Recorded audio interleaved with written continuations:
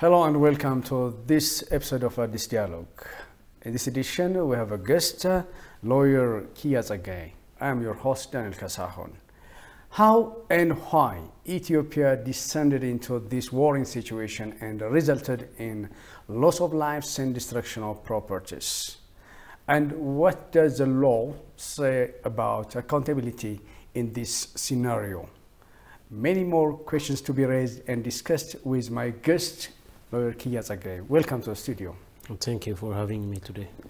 How do you explain me the causes and the current situations of this warring situation in Ethiopia? Well, as we know, the war was started by the TPLF in 2020, November 3. Before that, after the reform, Mr. Government controlled the central government by the popular support in 2018. The TPLF was not happy from the very beginning. They have never shown any interest or support to the reformist government. They have been offered a number of opportunities. They have been offered to be part of the newly established Prosperity Party. We can mention one point here. Yeah. They were evaluating themselves. The former EPRDF had evaluation, and they said they are corrupt and they decayed.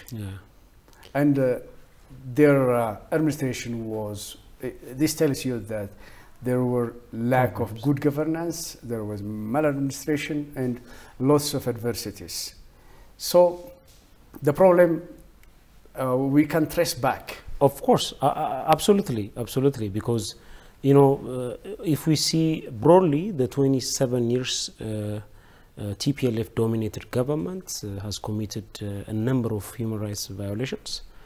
They have looted the country's resource. They have illicitly or illegally transferred billions of dollars out of this country. There are tangible research and investigations that show that this group has transferred billions of dollars out of this country. They have acquired the government-owned institutions through bogus ways or you know, in a way that doesn't show any transparency. And they have also benefited their members and their clique in terms of economy and you know, politically. So we can say the socio-economic and political situation of the past 27 years, which means during the TPLF dominated government, there has been a number of problems. They have been showing divisions, especially among the different ethnic groups, peoples, in order to divide and rule the Ethiopian people.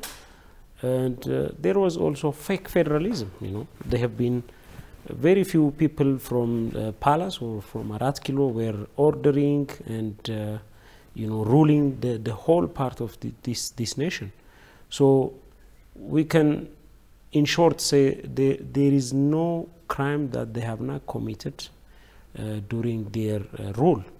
So after popular discontent, even we had unknown prisons. Yeah, in the capital Addis Ababa. Exactly, you know, illegal prisoners, illegal prison centers, you know, which are not recognized by the lawmaker. You know, any prison has to be established by the parliament or by the council of ministers, you know, legally. So there have with the know-how of the justice system. Exactly, there have been a number of detention centers. In fact, you know, if you read Andargacho Tsegaye's book, Etafanyu Mastawasha, the memoir of the detainee, you can see how his abduction and where he was detained. He told us it was around Bisrata Gabriel, you know, old airport, in one of the big villas, you know. Those houses were used as torture centers, as detention centers, and there are there are a number of Ethiopians who were forcefully disappeared, executed, and there are a number of families who are still looking for members of their families to come, because you can see in Oromia or in Amhara region, in Addis, a number of labor union leaders, political opposition, political party leaders, workers leaders, workers association leaders, journalists. A number of Ethiopian citizens have disappeared. Yeah, and so some of them were forced to be in exile. Exactly. There are a number of refugees. If you see in North America, in Europe, majority of them were political migrants, so political refugees. So we can say, as I've said, there is no crime that they have not committed: economic crime, political crime, crime on the social fabric of the society, and a number of lootings, killings. You can name the Sidama massacre. You can name Gambela in Somali. You can. It's just a fresh memory. We remember until 2018, 17, in Amhara region, in Gondar, in Bahardar, Benishangul Gumuz, they have forcefully evicted the farmers, indigenous people, and acquired the land, and they have taken loan in the name of agricultural investment. Practically, we have seen billions of birr which they have taken from the Development Bank of Ethiopia, and they just built buildings and houses here in Addis or in their region. Systematic looting. Exactly. So it's really, if we go back to the 27 years of oppression, we can in short say there is no crime they have not committed. Yes. And due to this, okay. Right. But the worst atrocity happened in the past 1 year. Yes. And it's happening now still. Yes. Yes. And unfortunately, the foreign powers or foreign media outlets did not report it very well, and some of them might have ignored it, deliberately, knowingly. Yeah. But it's not well known and well acknowledged and addressed by the outside world. Why do you think that the reality is ignored this much? Yeah, so when this group controlled the central government, ruled this big country in an apartheid style political system,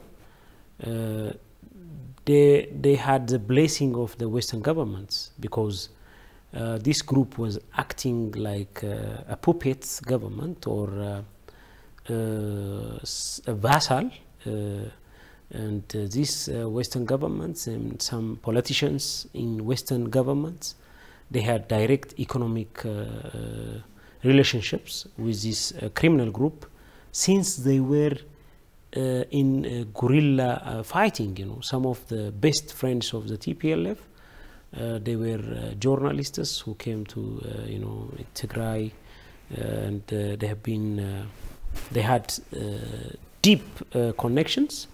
Some of them had economic relations. Some of them were even serving as agents of the TPLF in Western governments as lobbyists. So they have that sympathy, and there is mutual economic benefit. The second is the TPLF dominated government as a government was implementing the demands of the Western governments. For instance, intervention in Somalia. Whenever the Western governments say, "Oh, the Ethiopian soldiers or the Ethiopian army should intervene in Somalia," they will go. Wherever these Western governments orders, whether that demand or order meets the Ethiopian national interest or not, they don't care. As far as they have the backing and the support, the financial support of the Western government, they do whatever it takes to satisfy the demands and needs of the Western governments. And we also know this government, the TPLF dominated government was working against the interest of Eritrea. So Eritrea is considered as is the most independent country in terms of policy independence. So the Western governments didn't have that much impact or influence in the internal policy of the Eritrean government. So the Ethiopian government during the TPLF era was used as a hostile neighbor against Eritrea. So part of it is because the Western governments, some neo-colonial and imperialist governments who benefits from the perpetual conflict among the African states don't want to see a friendly, healthy relationship between these sisterly and neighborly countries. So after the reform, the reformist government, the central government, had a very peaceful, the most peaceful relationship with neighboring Eritrea, with neighboring Somalia, because the Ethiopian government during the TPLF era is known to interfere in the internal affairs of Somalia. In fact, the major relationship was with the regional government rather than the central government based in Mogadishu. So Ethiopia had more and greater relationship with regional governments like Jubaland, Puntland, rather than the central government. This is absolutely against international relations and the UN Charter. Any government should establish relations in principle with the central government, the federal government of Somalia. So our relationship currently after the reform is mainly to have a very healthy relationship with the federal government of Somalia. This respects the internal affairs of Somalia. Additionally, it respects the sovereignty of the state. So the Western governments are not happy with this because they have used the Ethiopian government as a tool to coerce and meet their demands or needs in Somalia. So the Ethiopian government said, no, I will not intervene. It's our brotherly nation. Somalia is our friendly neighbor. So I cannot directly involve in the internal affairs of this friendly country. And even you go to South Sudan or wherever. So one of the reasons these governments, these Western governments are backing TPLF is because they know in return they get, the support of the TPLF dominated Ethiopian government to coerce and implement their national interests towards the greater Horn of Africa. The second is, as I said, they had that deep relationship, sometimes economic relationship with key policymakers, influencers and politicians in the Western governments. The other is, the recent one could be the Chinese expansion in the Horn of Africa, and Ethiopia is known to be the gateway to Africa. So if they, just remove or cut relationship, if the Chinese cut relationship with Ethiopia, then they can contain the expansion of Chinese in Africa in general. So the Ethiopian government said, no, it's up to us to decide with which country we can have foreign relations. No one is going to order us to with whom to create relationship or not. It is up to Ethiopian government and people's decision to which country to have healthy relations or not. So no one can order us to cut relations with the Chinese, So our government had a firm stand.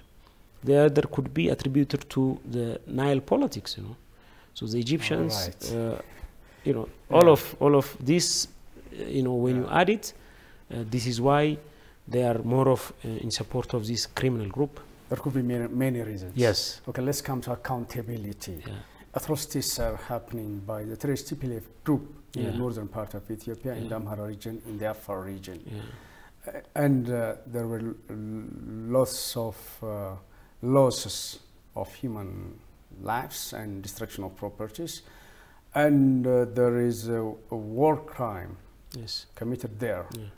So how do you think that accountability can be achieved? Achieved, yeah. Right. So basically, in the first round of law enforcement operation, before the declaration of unilateral ceasefire, the key members of this criminal group have been apprehended. They have been captured in Tigray region, and they have brought to justice. Most of them are arrested, and their case is pending the federal court. And some of them have been, they have been when they are not willing to give in, or when they are not willing to hand themselves. The federal army has taken measure on them. They've been killed, and there are currently the government is also taking a number of actions in order to bring this criminal group to justice. So basically they have committed, especially after the May declaration of this TPLF and the OLF Shane group as terrorist groups, all the crimes they are committing currently is considered as a terrorist crime. Yeah, already the law of the land has made them accountable. Exactly. Yeah. There anyone affiliated with this institution or supporting directly or indirectly, these guys are directly involving in criminal and terrorist acts. So without any doubts, they will be responsible under all relevant laws: criminal law, the anti-terrorist, the proclamation to counter terrorism crime, and other crimes. So they will be responsible under terrorism proclamation. They will also be responsible, under the criminal law. Recruiting and arming children is considered as a war crime. So using civilians during the war time is also a war crime. There is widespread. There are a number of research and investigations that shows that the TPLF army has committed a number of atrocities, like genocide, where, in Maikadra, for instance, in Chenna, even recently in Galikoma, in Wollo, even in Shoa recently. So a number of places they have committed massacres. They have committed also the sexual violence, So rape, they have used also, as I said, civilians. You cannot use civilians during wartime. This is under the Rome Statute, which established the International Criminal Court. It is considered war crime, international war crime. So even the ICC, International Criminal Court, one of the jurisdictions it has is to see matters of war crime. So even in addition to the Ethiopian criminal law, even the international criminal law makes this as an international crime. And they have also committed a number of financial related crimes through their agents wherever they are. We know parallel market, the black market. It's mainly dominated by this criminal group in order to get a foreign currency to purchase weapons. So I think because the government has made a number of strategic wins, or they have made advances in the past 2 weeks, we hope especially the brain of the masterminds will be caught and will be brought to justice. Otherwise, as usual, the defense forces will take measure on them. And we know a number of innocent people because of the brainwashing. this criminal group operates like a mafia, you know. They have been brainwashing the children. They have been creating enemy for these people, you know. You know, this group is Amhara is your enemy. Ethiopians are your enemies. If they caught you, if they do this, they do this to you. So they have been brainwashing this. The Tigrayan youth for a long time. So we have seen thousands are caught recently.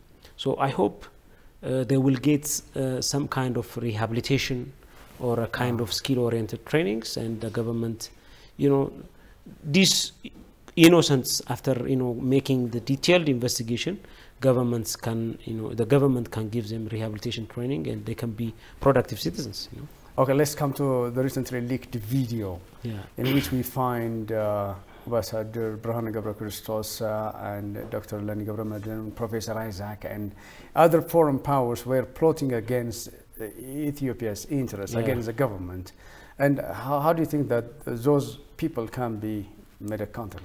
You know, even this morning I saw a news on Channel 5 that Vicky Huddleston, who was an ambassador, U.S. ambassador in Ethiopia, in some 15 years back, I think. You know, some 2 weeks back we saw this video, and now this morning, as if she is neutral, she suggests the UN should pass a resolution imposing, sanction on both sides, as if she is neutral. You know, they act, but we have seen her saying to Birhanu ገብረክርስቶስ that your army is gaining advances, and we hope you will reach or control the capital in few weeks. She was saying this, you know. So it is very, very sad that these old friends of the TPLF made and conspired against the legitimately and democratically elected government of Ethiopia. This is absolutely a high crime. You know, this is a crime against the state. It's assumed to be a crime to overthrow a constitutionally elected government. It's also a crime against the constitution. The government can, I think, the government has commenced investigation, because this Peace and Development Center International has some kind of affiliated organization in Ethiopia. That organization, the Peace and Development Center, that affiliated organization is currently under investigation, and the government can also individually prosecute those who involved, especially Ethiopian-born individuals who involved in that leaked video. By the way, this is the story of, this everyday story. They have been plotting since the start of the war. Even a day after the war, a day after they started the war, they started to talk about genocide. It's a strategy for them. They say openly that they have preemptively attacked the Ethiopian army based in Tigray region, the Northern Command, and equally they raised the issue of non-existing genocide and genocide against Tigrayan people. Even currently, we are seeing on the social media that some members of the parliament, members of the Senate in the US and Europe, they're saying genocide is being committed in Tigray. There is no war in Tigray currently. The war is expanded. The unilateral ceasefire was meant to create peaceful coexistence. Some kind of, it could have been used as a stepping stone to start negotiation. The arrogant and ignorant TPLF leadership told the Ethiopians are weak. The Ethiopian army is weak. They thought they have won, and because the Ethiopian army pulled out of Tigray because they have made gains, and they delved into this maze. So the unilateral ceasefire was a very good opportunity, or it could be used as a stepping stone for to advance negotiation in good faith. But no international institution or the international community has not appreciated this big concession by the federal government. Now So- it is already a missed opportunity. Exactly, it's a missed opportunity. In addition to that, the human suffering, they have damaged, they started by ruining, destroying the Aksum airport last year. There is no infrastructure they have not destroyed in Tigray. And after expanding the war into the Afar and Amhara region, they have destroyed even non-military institutions. Lalibela Airport. Exactly. Non-military institutions like health institutions, health hospital, health stations, schools. It's absolute. I mean, no terrorists. I've never heard or seen a terrorist destroying schools. You know. So there will be a lot of tasks in order to make them accountable. Absolutely, because for two things. One, they have committed the crime. It's a crime under Ethiopian law, and anyone who committed these crimes should be responsible according to all relevant laws. Secondly, for history, you know, this shouldn't be committed or repeated again. And potential offenders, there are, you know, arrogant organizations who think they can, you know, still challenge the Ethiopian state from all sides, you know. So it will be a very good lesson for other potential offenders that this criminal group cannot go without being liable for the crimes they have committed on Ethiopian people and government. Thank you very much for your candid explanation. My pleasure. Hopefully, we'll see you for another discussion with another topic. Absolutely. My pleasure. Well, dear viewers, that wraps up the program's edition. Thank you very much for watching us. See you next time with yet another edition of the program, Addis Dialogue. Goodbye.